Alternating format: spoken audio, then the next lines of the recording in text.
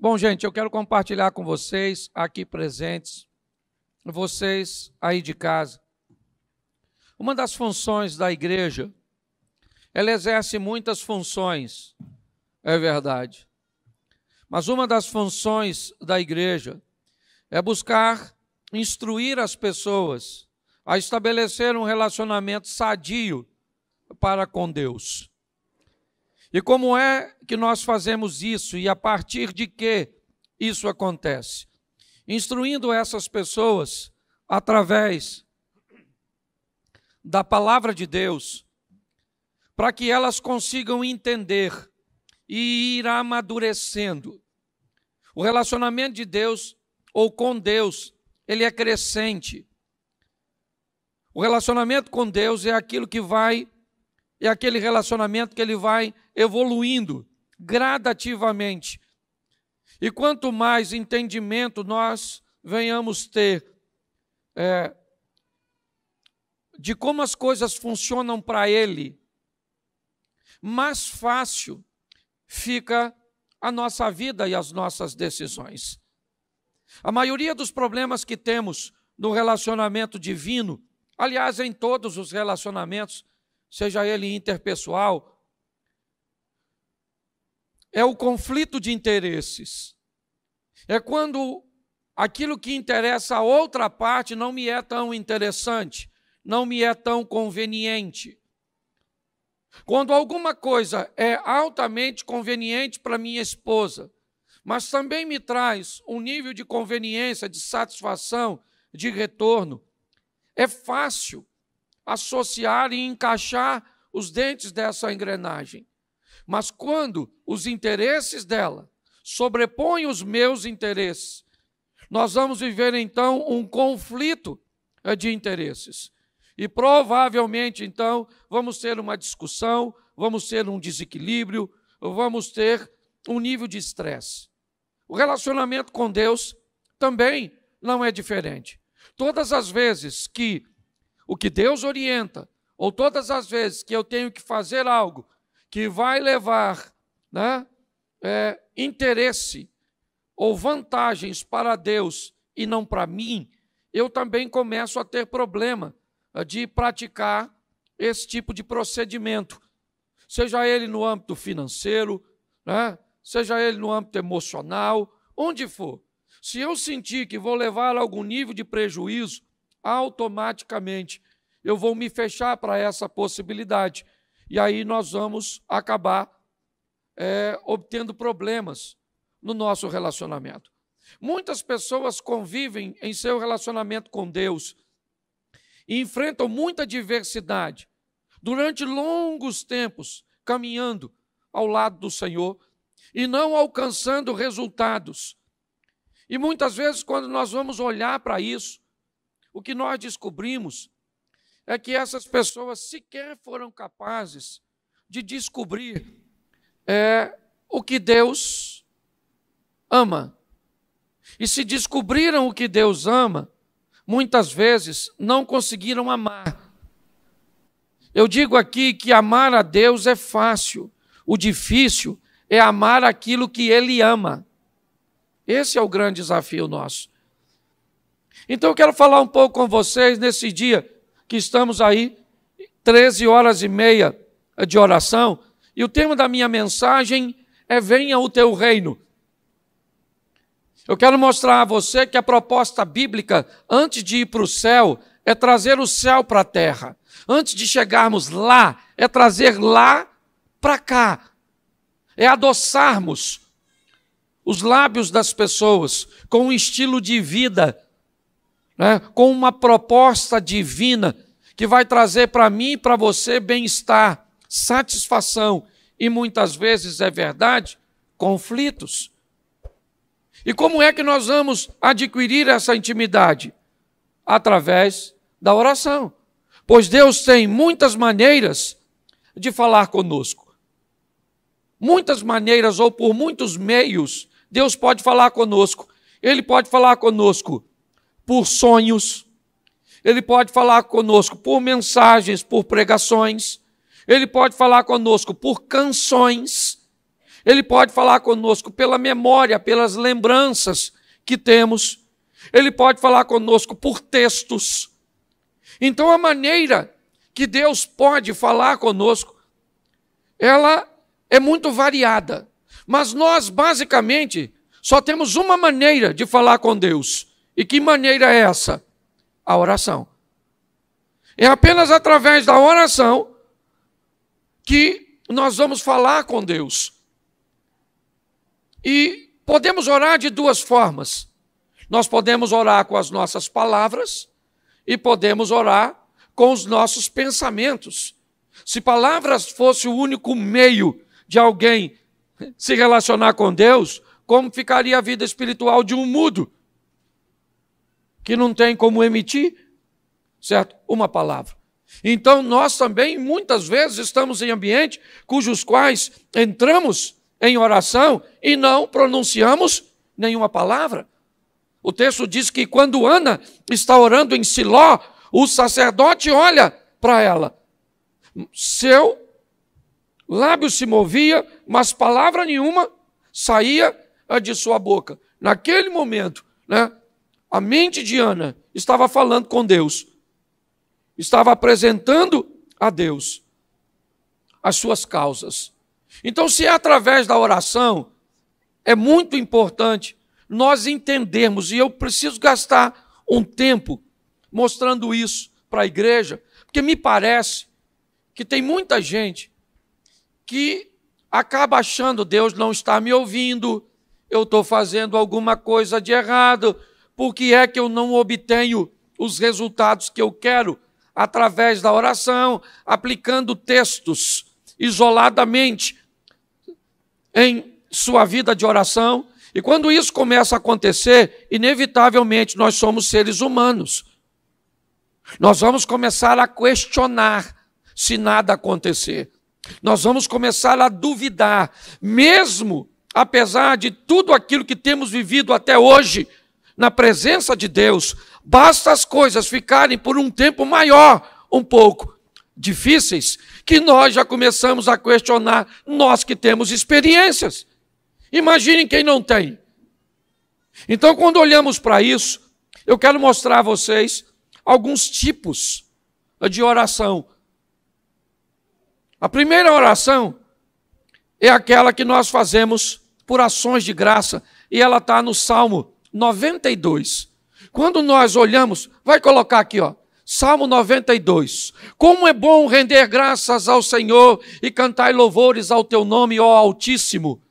Anunciar de manhã o teu amor leal e de noite a tua fidelidade.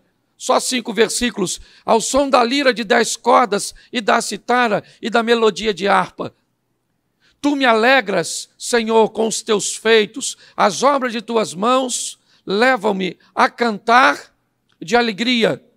Como são grandes as tuas obras, Senhor. Como são profundos os teus propósitos. Preste atenção, isso é uma oração.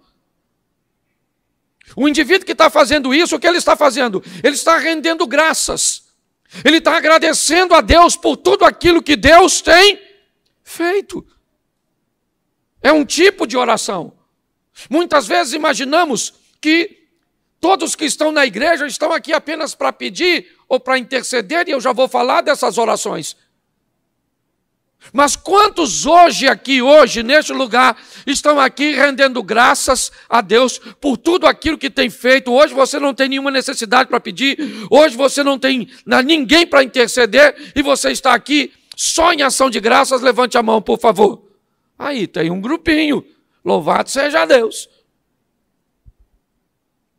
Nós também temos o segundo modelo e tipo de oração, que é o Salmo 20, coloca para mim, o Salmo 20, ele é um modelo intercessório, que o Senhor te responda. Note que o indivíduo que está orando, ele está orando por alguém, ele está intercedendo por alguém, que o Senhor te responda no tempo da angústia, o nome do Deus de Jacó te proteja, do santuário te envie auxílio, e de Sião te dê apoio.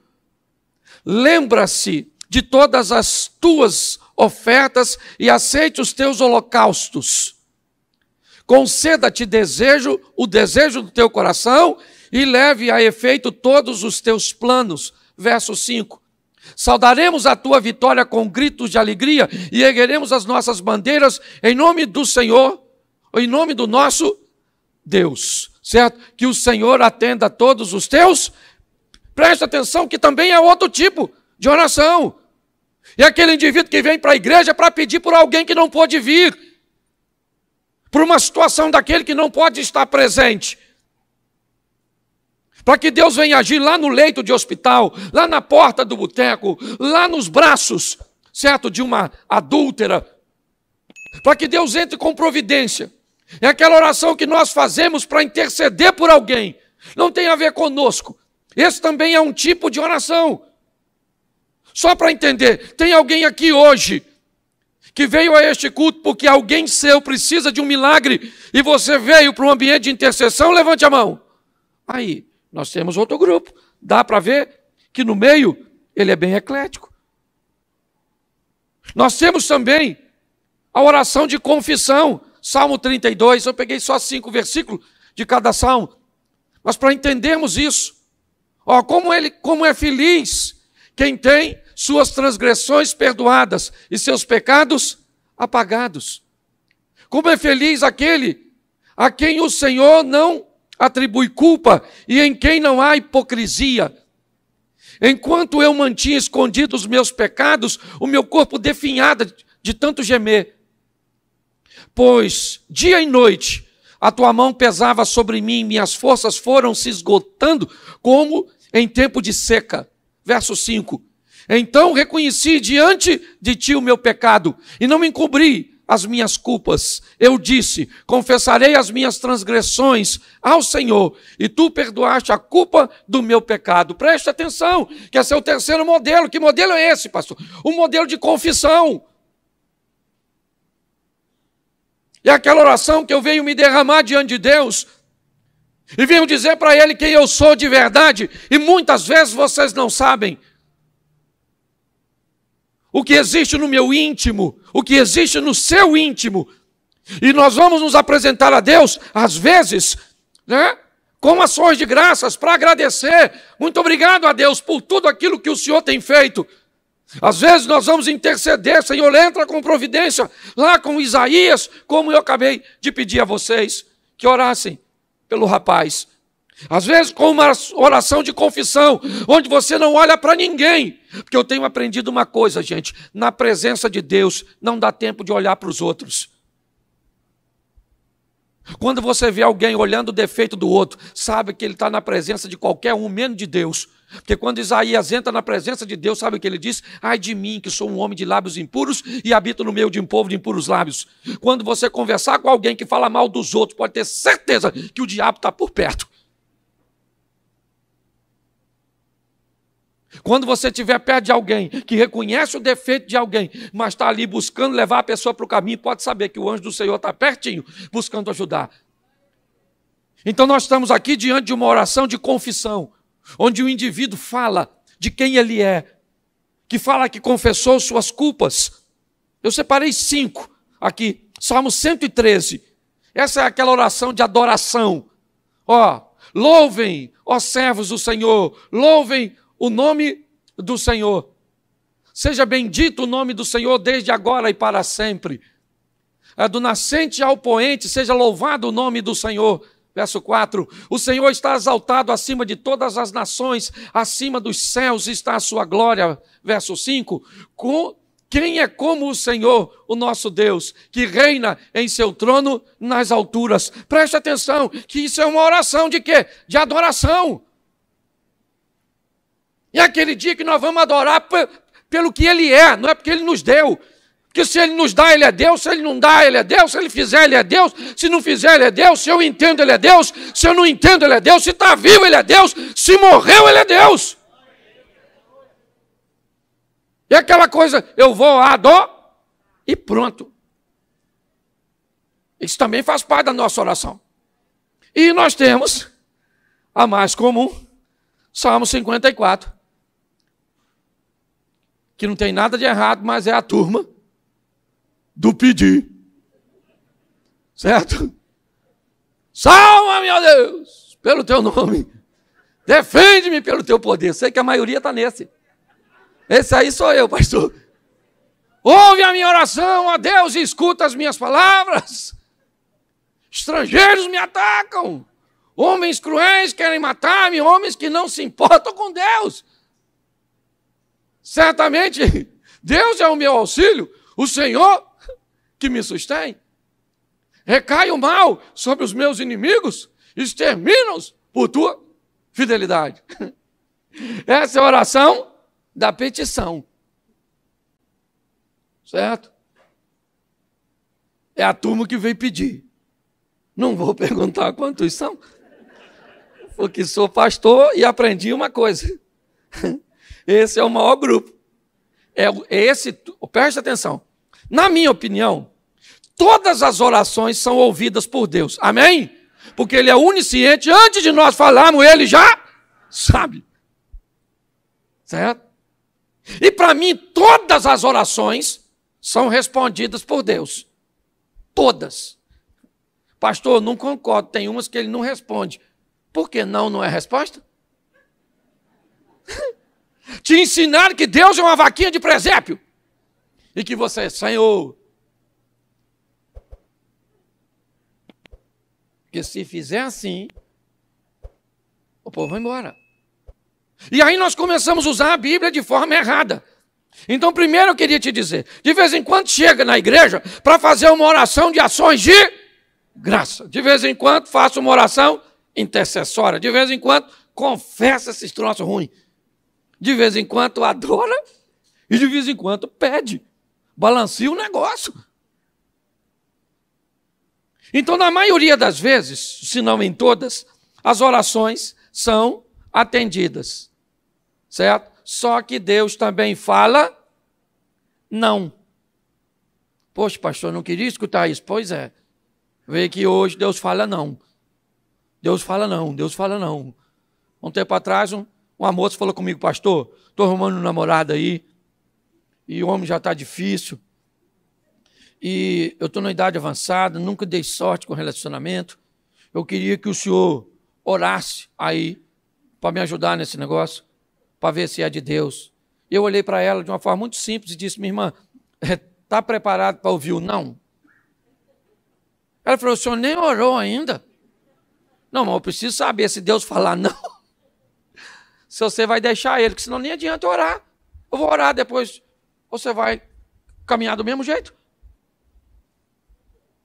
Esse dia eu sentei com um casal e falei para o casal assim, ó, não casa, porque o divórcio de vocês vai ser mais prejudicial do que vocês imaginam. O que é que eles fizeram? Me convidaram? Porque virei inimigo. Isso não tem um ano. Eles estão divorciados. Porque tem coisa, gente, que a pergunta não é se vai dar errado. O que vai dar errado a gente já sabe, é só quando. Às vezes a pessoa fala, pastor, vê aí onde é que eu errei. E eu examino a situação e eu descubro que eu tenho que tentar descobrir onde é que ele acertou. Porque ele errou foi quase tudo.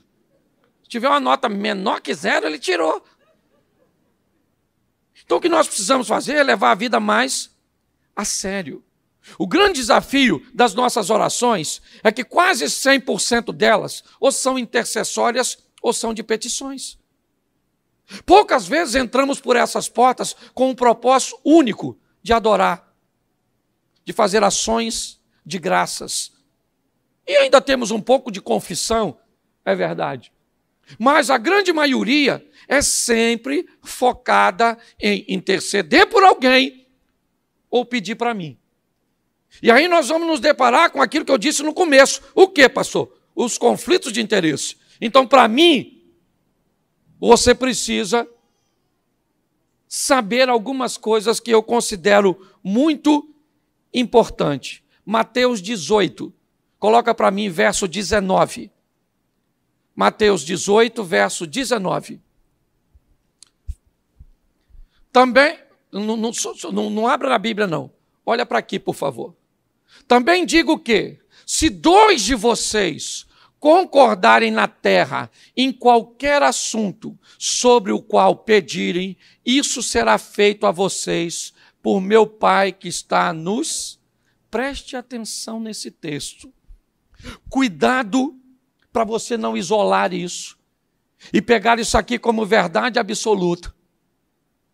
Aprenda que texto sem contexto pode levar você para o buraco. Preste atenção em Marcos 9,18. E não esqueça desse texto não. Mas preste atenção, Marcos 9. Onde quer que o apanha, joga-o no chão, ele espuma pela boca, range os dentes e fica rígido. Pedi aos teus discípulos que expulsassem o espírito, mas eles não conseguiram. Preste atenção. 2 discípulos estão voltando com Jesus do monte. Este homem pega o filho dele e leva para 10 dos discípulos de Jesus orarem. Não foram 2. Lembra do texto anterior? Onde 2 estiverem reunidos e tudo que pedirem, lembra? Só que o texto diz que tem 10 camaradas orando para o demônio sair deste garoto. E o pai do menino diz: eu trouxe para o senhor não estava, eu apresentei seus 10 discípulos, eles oraram pelo menino e o demônio não. Presta atenção, tinha mais de 2. E aí Jesus explica algo que os discípulos não tinham ainda sensibilidade para entender. Muito mais do que poder de oratória, nós precisamos ter a sensibilidade para fazer a leitura espiritual do momento. Não é volume de voz, gente. Vamos gritar que o demônio sai. Vamos gritar que a bênção acontece. Aliás, eu nunca vi, vou dizer nunca, raras vezes, alguém gritando em oração na Bíblia. Pelo menos o texto nos dá a entender que não precisava. Sai. Entendeu? Às vezes é só questão de autoridade. Quantas vezes a senhora, às vezes, grita com o seu filho para tomar banho durante o dia? Ah, toma banho, garoto! Ah, toma banho! E o menino não vai. Aí quem é que chega de noite? O pai diz: garoto, vai tomar banho agora. Ele nem gritou. Certo? Pelo menos os homens de antigamente. Os homens de hoje, o filho fala: vai tomar banho, senhor. Né? Mas a turma mais velha sabe que o negócio é diferente. Então preste atenção. Eu preciso que vocês entendam. Eu já cansei de ver gente, reúne o povo e diz assim: vamos orar, porque o que nós pedimos agora aqui, onde 2 ou mais estiverem reunidos, vai devagar, santo varão. Fale com o Eterno primeiro. Senhor, é isso mesmo? Não é? Como é que funcionam as coisas? Que senão você começa a ter o procedimento errado e pedir aquilo que nunca vai acontecer. Nós temos que ter maturidade para entendermos isso. Posso ouvir um amém? Porque Tiago capítulo 4, verso 3 diz, Tiago 4, 3, quando pedem, não recebem, pois pedem por motivos para gastarem seus... Presta atenção. Esse texto diz que pessoas pedem, mas a motivação, ela é errada. E Deus é um Deus que sonda o coração, não o que você está falando. O que move Deus é um coração contrito, um coração quebrantado. E que me parece esse texto aqui, ele quer dizer simplesmente o seguinte: quando você for pedir alguma coisa ou fazer alguma coisa, faça uma observação simples. Veja quanta vantagem o que você pede vai gerar para você. Veja quanta vantagem o que você pede vai gerar para o ambiente coletivo. Veja quanta vantagem o que você pede vai levar de benefício para o reino de Deus. Quando formos fazer qualquer coisa, olhe o que as outras pessoas vão ganhar com aquilo. Porque se tiver apenas a ver com a minha vantagem, com a sua vantagem, é um pedido egoísta. A probabilidade de você levar um não é muito grande. Se você observar direitinho, as pessoas que estão bilionárias criaram coisas para facilitar a vida de outras pessoas. É assim que funciona. Quando nós olhamos para esse texto, o que a Bíblia está dizendo é que tem pessoas que não alcançam. Por quê? Por causa da motivação errada. E aí elas começam a não receber. E isso me parece que tem a ver com maturidade. E ninguém melhor na Bíblia para explicar isso do que Jó. Capítulo 2, verso 10 de Jó, é um dos textos mais expressivos da Bíblia, com certeza. Capítulo 2, verso 10. Isso, obrigado. E ele respondeu: você fala como uma insensata. Aceitaremos o bem dado por Deus e não o mal? Preste atenção o que Jó está dizendo. Jó está falando com a esposa dele que não consegue entender tudo aquilo. Se tinha alguém que sabia quem Jó era a mulher dele.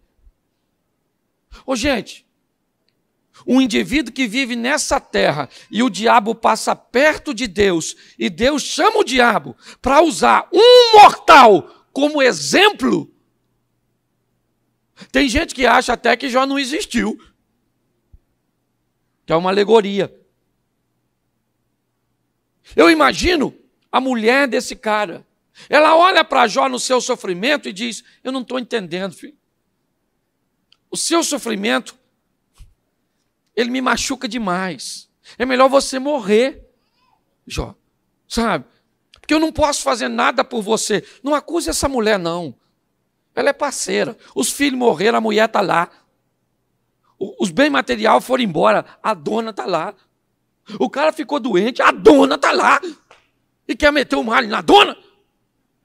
Conheço gente que o filho morreu, a mulher foi embora. Perdeu dinheiro, estou vazando. Ficou doente, bota no asilo. Cuidador, e vou para a pista. É isso que ela está falando. E Jó diz assim: minha querida, receberíamos o bem de Deus e não receberíamos o mal, ainda que em Deus não há mal. Deus não tenta ninguém, nem pode ser tentado, mas o Satanás recebe autorização para mexer na vida da gente. Aí eu pergunto a você, olhe bem, se essa não é uma grande lição. O que Jó está dizendo é o seguinte, para mim e para você: aprenda a viver com o sim de Deus e com o não de Deus.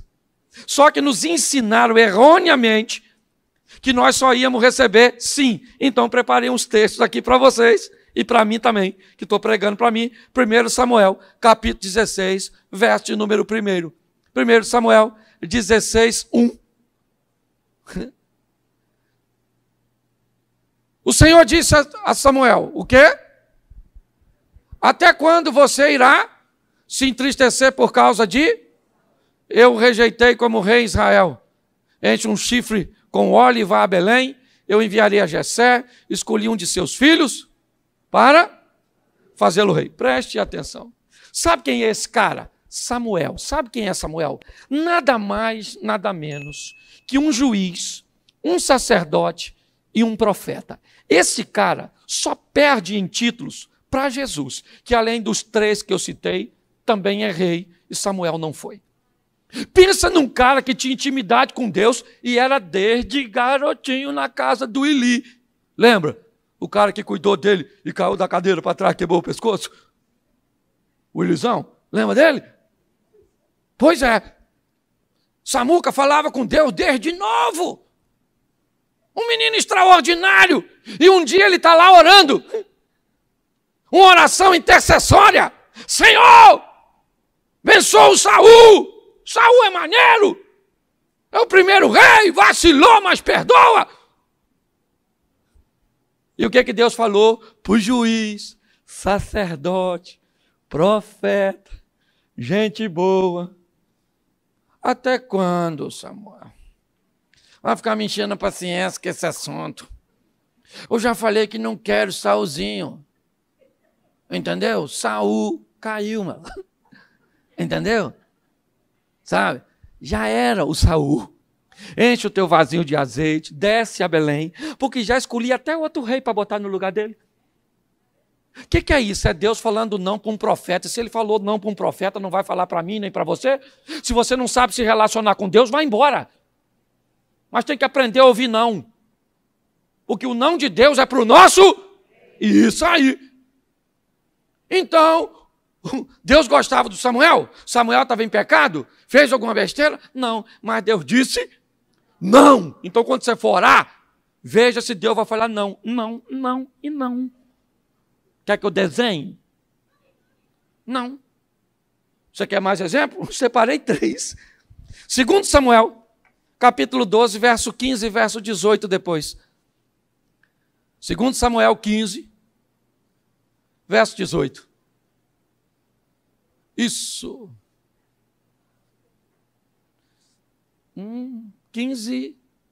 12, 15, perdão.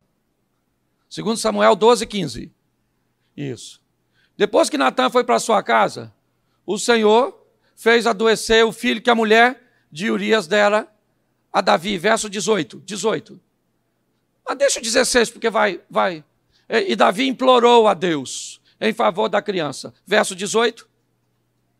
Isso. 7 dias depois a criança morreu. Gente, pensa num cara extraordinário. O nome dele, Davi. Certo? Um grande homem, um rei extraordinário, um homem segundo o coração de Deus. O filho do Davi fica doente e o Davi vai para onde? Se tinha um cara que conhecia o endereço de Deus, esse cara era Davi. Lá vai Davi, Senhor, meu filhinho, Senhor, vacilei com a Batseba aí, poxa. Peguei mesmo ela aí, e veio esse menino aí, poxa. Tramei lá para matar Urias. Uns deslizinhos assim. Pô, Senhor, deixa o menino vivo. Menino, Senhor, menino vivo. 7 dias. Ele não come e não toma banho. 7 dias. 7 dias depois, Deus respondeu a Davi. E qual foi a resposta? Não. O menino já bateu a caçuleta. Partiu dessa para melhor. Juntou as canelas. Mas Deus não ouviu Davi? Ouviu, claro que ouviu. Só falou, não vou, acabou. Você está entendendo? Tem oração que parece que a gente não quer escutar. Quando nós vamos orar por um parente nosso que a gente não está afim que morra, mas Deus está afim que morre. Por que o senhor está afim? Porque eu estou. Entendeu? É porque ele não fala com a gente assim, que ele tem educação. Por que vai morrer? Porque eu quero. O dono dessa jossa aqui sou eu. Porque tem gente que parece que é Deus. Ah, Senhor, eu vou aí andar na igreja, mas o cuidado com o que o senhor vai falar comigo, hein? Senão eu vou embora, o senhor vai ver só, o senhor fica sem mim. Nossa, que prejuízo que Deus levou. Você está rindo, mas é sério. E você quer ver o absurdo dos absurdos? Mateus 26, 39. Mateus 26, 39. Indo um pouco mais adiante, prostrou-se com o rosto em terra e orou. Meu Pai, se for possível, afasta de mim este cálice. Sabe quem é esse? Orando. E o que ele falou? Pai, isso aí é a minha tradução. A chapa aqui está quente. Mano. Os caras estão indo para a reta final. Os malucos aqui lideram. Né? Esse quadrilha é lá no Rio de Janeiro. Os caras perigosíssimos. Eles vão me matar. Então, vamos aqui, fala. Se der aí, pai. Eu queria morrer assim, não. Poxa. Mas a intimidade era tão grande que a resposta já veio no meio da oração. Ele falou, mas contudo, já que a resposta é essa mesmo, né? Então cumpra assim mesmo, né? Vamos embora. Se não dá, deixa desse jeito. Você sabe quem ouviu a negatividade de Deus? O próprio Jesus. Então, gente, nós temos que ter maturidade. Agora, pastor, o que o senhor está dizendo? Eu estou dizendo que foi a única vez que Jesus ouviu não. Nas outras orações ele chegou a dizer, eu só estou clamando ao Senhor e eu sei que o Senhor sempre me ouve. Sempre me ouve. Ele mesmo disse. Eu sei que o Senhor sempre me ouve.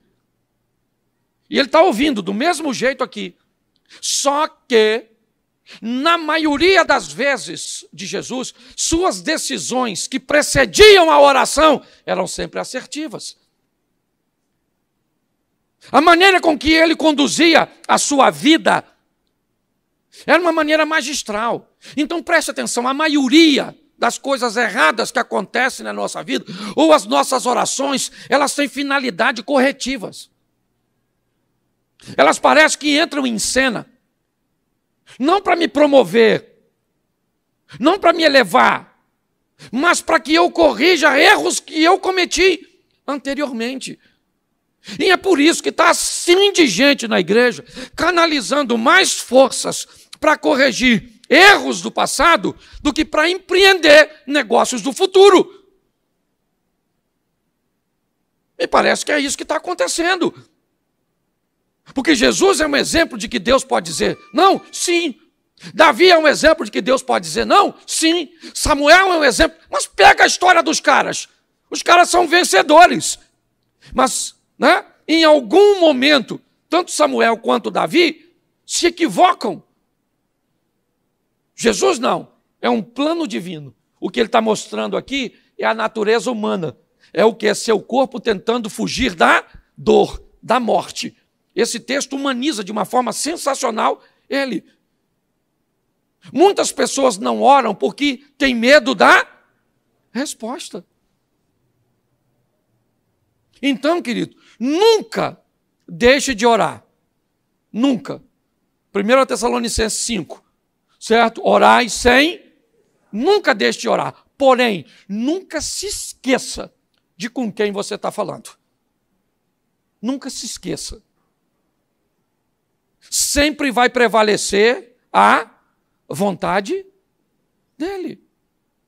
Eu poderia ficar aqui hoje e usar um culto de domingo só para orações como essas duas que eu vou usar como exemplo agora. As mulheres de Atos 12:12, coloca aí rapidinho. Isso. Percebendo isso, ele se dirigiu à casa de Maria, mãe de João, também chamado Marcos, onde muita gente havia se reunido e estava orando. Preste atenção. Esse é o momento que Pedro é solto. Herodes havia mandado prender a Pedro. Depois de matar Tiago a espada, aquilo agradou. Pedro está preso. Seus recursos, não tem como tirá-lo dali. E o que tem? Gente orando na casa de Maria, mãe de João Marcos. E é para lá que Pedro vai. Depois que é liberto. O que é isso? Uma oração que entrou na presença de Deus e Deus ouviu positivamente. Mas qual é a diferença das outras três, pastor? Eram petições do mesmo jeito, de gente que Deus amava, mas estavam pedindo coisas que não estavam no plano de Deus. Esse é o grande desafio nosso.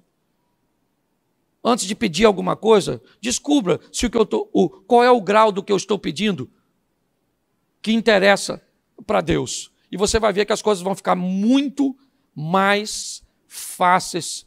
Gente, muito mais fáceis. Coloca isso na sua vida. Para de ser imediatista.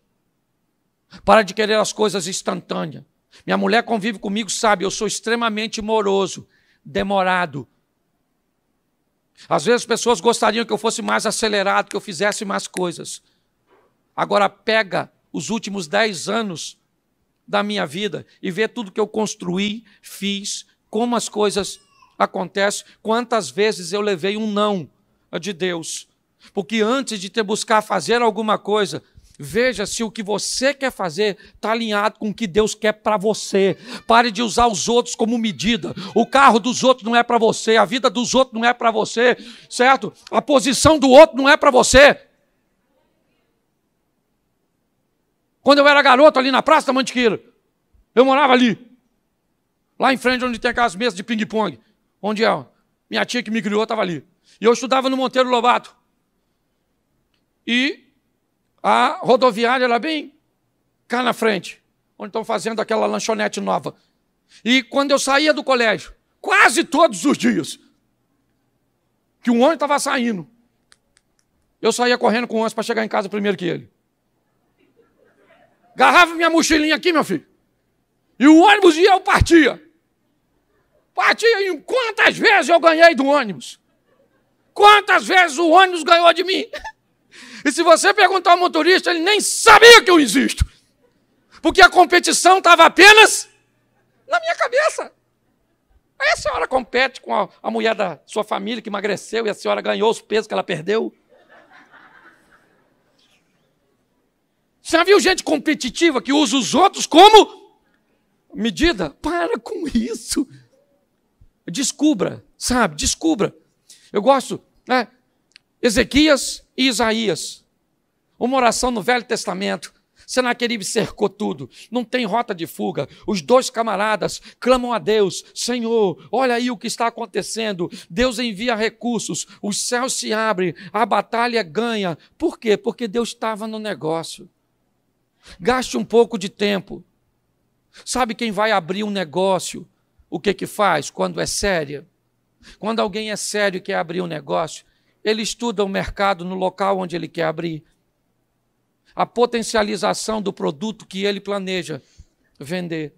O preço médio que as pessoas que estão interessadas no seu produto são capazes de pagar. Porque às vezes o produto é bom, mas se for colocado no lugar errado, ele não vai ter sucesso. E aí parece que seu produto é ruim. E às vezes ele não é ruim, ele apenas está no lugar errado. Mas sabe o que as pessoas imaturas fazem? Mergulham de cabeça. E quando vai ver, quebram em lugares com coisas que poderiam prosperar. Reposicione-se, porque eu termino aqui.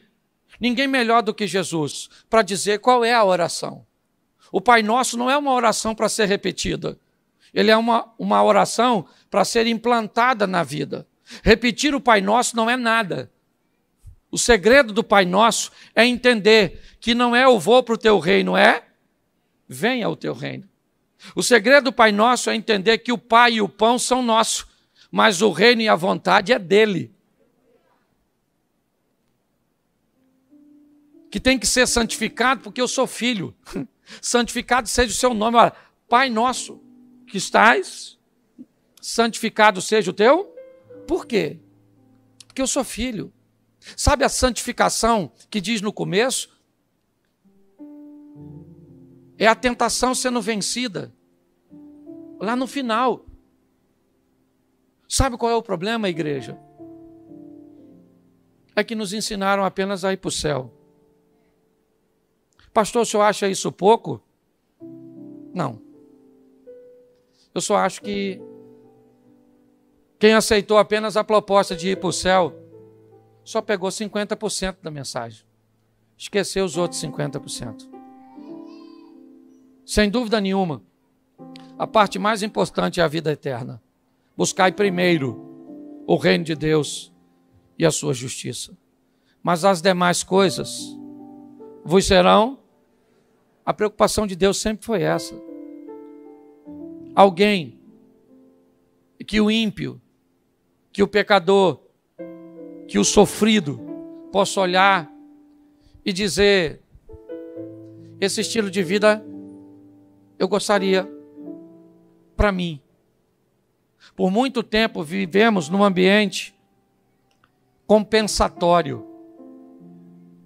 Se você não usa isso, se você não faz isso, se você não vai ali, aí você entra no céu.